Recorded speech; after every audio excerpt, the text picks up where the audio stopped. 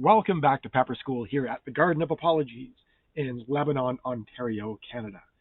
I am Eric, I am your Barmy Farmer, and I am your host. This is episode 15. Thank you very much for watching the series so far.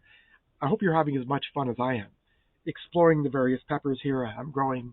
And the exciting thing for me is having the chance to eat and describe these peppers. That's a lot of fun.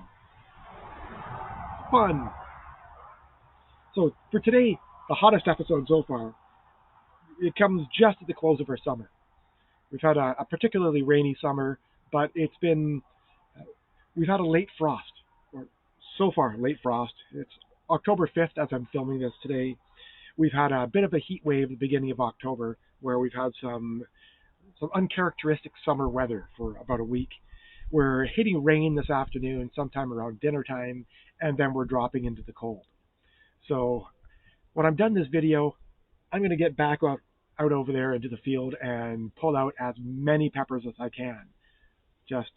We're still a couple weeks out from frost, but it'll be nicer to pick the peppers today when it's 20 than in a couple of days when it's 6 and raining. So today, for the hottest episode of this series so far, we have a Garden of Apologies exclusive. This is a white peach ghost. Then we move on to a Super Bhut. From there, we have a Golden Primotalii. Then we have I'll wipe this one off a bit. Bit of garden dirt on it still, but that is a red Primotalii pepper. Then we get into the Chocolate Bhutlah pepper, and we finish out with the infamous Carolina Reaper. And it's debatable which is the hottest pepper that I'm going through today. Excuse me. The Guinness World Records, Guinness authority there, have declared the Carolina Reaper as the hottest pepper. The Primotalii peppers are new upstarts. Johnny Scoville, the internet personality, has said that the red Primotalii is the hottest pod he's ever eaten. So if you take his perspective on it, then it could be a contender. And the Chocolate Bhutlah has a higher average burn than the Reaper. So it's a formidable pepper. So without further ado, let's just get right on into this and see what we're doing today with our pepper exploration. So I'm starting with the white peach ghost. So this is a peach ghost that I've been growing in the Garden of Apologies for several seasons. A few years ago, I had it ripen to this white. And earlier in the series, I've done some peach ghost. Many of those pods were these that started off peach and then ripened to white and then have ripened back to peach again. Peppers are weird, and they do stuff like that. So this is the white peach ghost. Nice smooth walls on it. It's a pretty thick-walled pepper. Nice firm pepper, a bit of a floral scent to it. And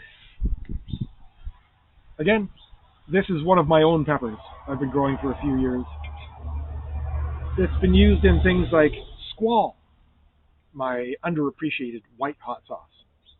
But see how this one goes.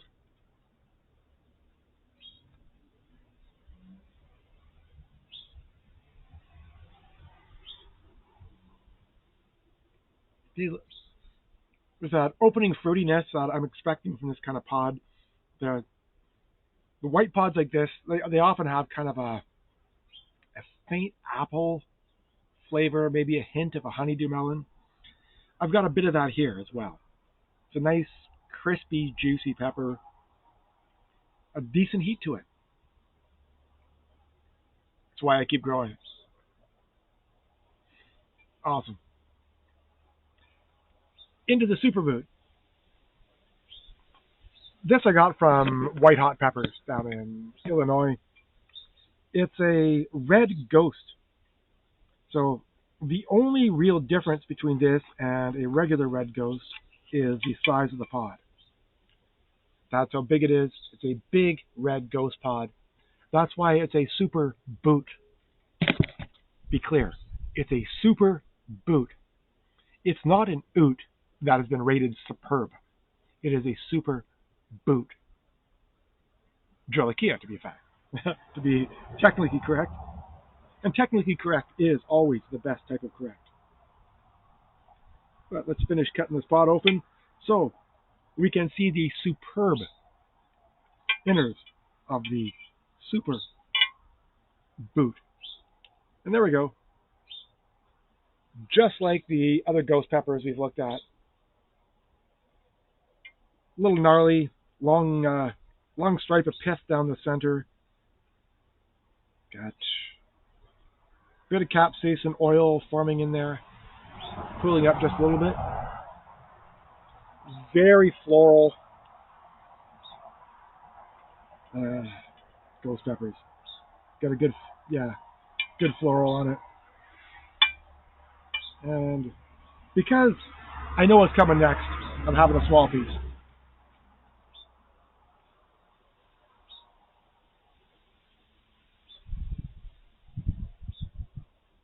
Okay. Bit of sweet, bit of floral. Exactly what you expect from a red ghost pepper. It's got the flash of, it's kind of a minor mouth heat. It's definitely present, but it's not the immediate mouth heat you get from something like a habanero or jalapeno. It's more of a zap of heat as a preview for the building heat that comes with it. Just keeping these seeds aside because the Super Bhut was advertised as something where you want to grow these as your red ghost peppers. So I will try a regular red ghost pepper at some point when I pull a red one for you, a nice ripe one. But the Super Bhut is what's here right now. Oh, it's always cat time here in the Garden of Apologies. Here's Igor coming to check out, see what we're doing with the peppers. How you doing, bud? Can you say hi? Of course not. You can't speak English. That's Igor. Next up, let's look at the Primotalis. So I have the red version and I have a chocolate version. Oh, I'm sorry, not a chocolate version. This is a golden version. It's coming up with a bit of a chocolate tone on it, but it's a yellowy, lighter chocolate, hence the golden. So I'll talk about them both together just for a moment. The Primotalii is a cross between a 7-pot Primo, which is one of the world's hottest peppers, and the Fatali, which is a really citrusy habanero class pepper. The original pepper was created way back in 2012 by Chris Saunders. So that's what we got here. Is it Chris Saunders? I think so. We got terrible handwriting. I'll correct that if I need to. But the Golden Primo and the Chocolate Primo are being stabilized by Jim Morrow down in the States.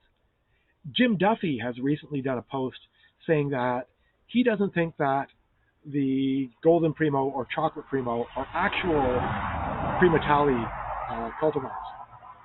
But talking about pod shape, this looks like the Primotalii shape I expect, where you've got kind of a gnarled pod. It's often sort of folded in, and you've got a little, like a fat tip tail that pokes out like that. Looks a lot like from yesterday, we had the giant white scorpion. Similar pod shape.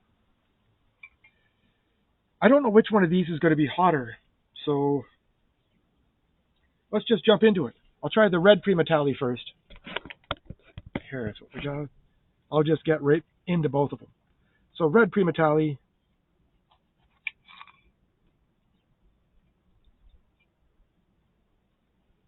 And the golden Primotalii. The golden is considerably gnarlier down here. Quite a bit more seeds. And then, see, we get kind of that dynamic with the red. It's super thin there. Also extremely thin walled here, as you get with many Super Hots. You can really get a shot of the capsaicin oils in there. Look at the shine inside this pot here. Man, it's going to be no good. And carefully remove the cat hair, because Igor's been on my lap, and heaven forbid I eat a cat hair with the peppers. I eat so much cat hair all the time. What do you say, bud? It's always cat time here in the Garden of Apologies. But Red Primo, I'm into bigger pieces now, because why not?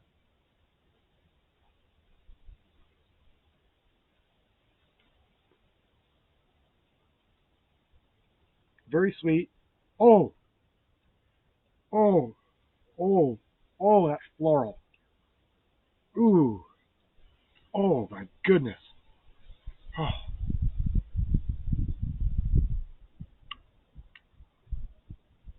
Yeah, that is an unpleasant pot. That is extremely hot, very floral. Ooh,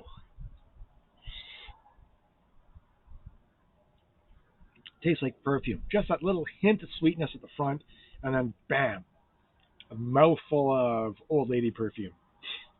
Mm, that is not a good pot. Very, very hot. Not a pleasant pot. Do not recommend. 10 out of 10 for heat, 0 out of 10 for flavor. Let's see if the Golden Primo tastes any better than that.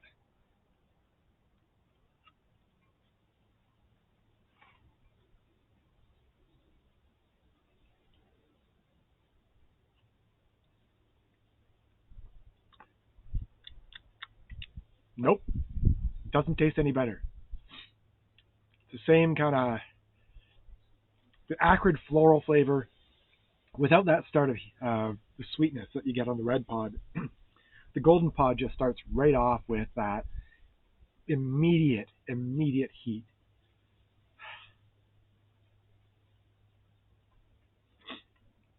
All right, that's not pleasant. Let's go. Chocolate Bhutlah. Well, I snuck a few of the Primotalis into last year's Cherry Noble, but the Chocolate Bhutlah and the Red Reaper are staples every year. So the Chocolate Bhutlah, it's a cross between a Chocolate Bhutlah and a 7-pot Douglas, or a Trinidad Douglas. Ooh, this pod has a bit of funk to it, unfortunately. Look at that. A little bit of discoloration down at the tip.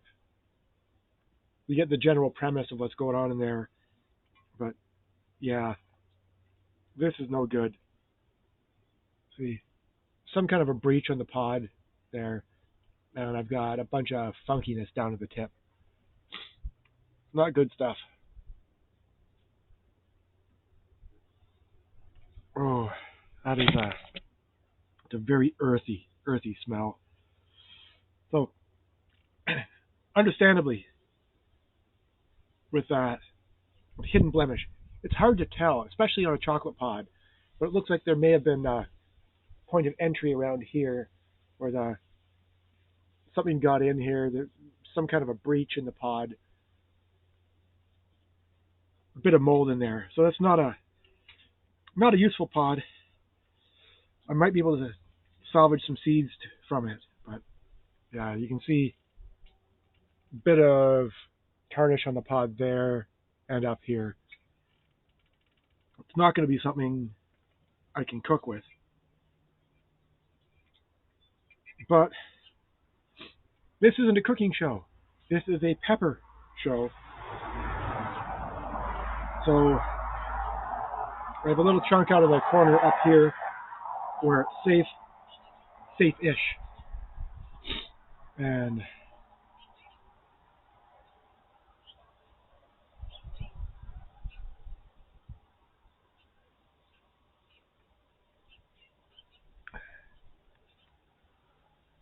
I'm not getting a lot of flavor from it. I don't know if it's because it's a it's a compromised pod or because I've already lit myself up from the Primotalii. All I get from that is a little hint of floral, and then the heat, just cooking. Oh, Marmalade's on her way up a tree. I think she sees a bird there. Yeah, just heat, and it's an all-around heat. So you get the mouth heat. I'm thinking that's probably the Douglas genetics. There's also the throat creeper heat, which is going to be the chocolate ghost genetics. It's a great pepper for making sauce with, but I can't say I recommend eating it. And let's finish this off with a bang. Red Carolina Reaper, originally developed by Ed Curry, Parker Bhut, down in the Carolinas. It's a legendary pepper, current Guinness World Record holder for hottest pepper. Averages about 1.6 million Scoville heat units, peaks about 2.2 million Scoville heat units, and apparently it's a crossbreed of a Pakistani Naga pepper and a red habanero from the West Indies island of St. Vincent's Island. We all know it. Everyone knows the Reaper.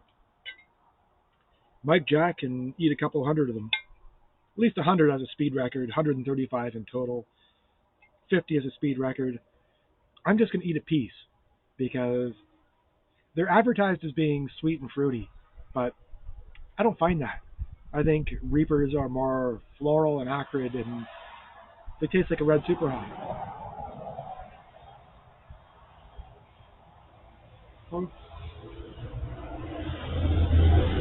There's that hint of the sweet fruitiness, just a hint, and then you got the mouth heat, and then the creeper. And the Reaper, I find, really starts to build from inside and up the esophagus, back of the neck. I've got a decent scalp tingle going on here. Bit of head sweat happening here. And there we go. That's the Carolina Reaper. So I've got more Reaper pods that should be ready today. The Chocolate Bhutlah is just starting to come out. I picked the best looking of the pods, but that just shows you why it's good to cut into your pods and see what's in them. Because this looked like a perfect pod on the outside, and on the inside it is entirely a different matter. Wow. Okay, so that was breakfast. And I'm sweaty enough now that the glasses are starting to slide on down on the face. Ooh. Ooh. Take it, hold it. Peppery stomach. I'm almost ready for another coffee. But thank you again for watching Pepper School here in the Garden of Apologies. Again, we've been doing this since 2014. We're in Lebanon, in Ontario, in Canada. There is a Lebanon in Ontario, in Canada. A part of Mapleton, just outside of Listowel. If you're doing Google Maps, drop in a pin for soy sauce, and you'll see right where we are. Thank you again for watching. Please like, please subscribe, please share with your friends. And let me finish you off here with the tree cats. There we go. Acorn and Louise on the ground. There's Igor up in the tree. And there goes Acorn. Oh, there she goes. There she goes. Right up onto the roof. All right. Back to me. Thanks again. Garden of Apologies, Pepper School. I'll see you again next time.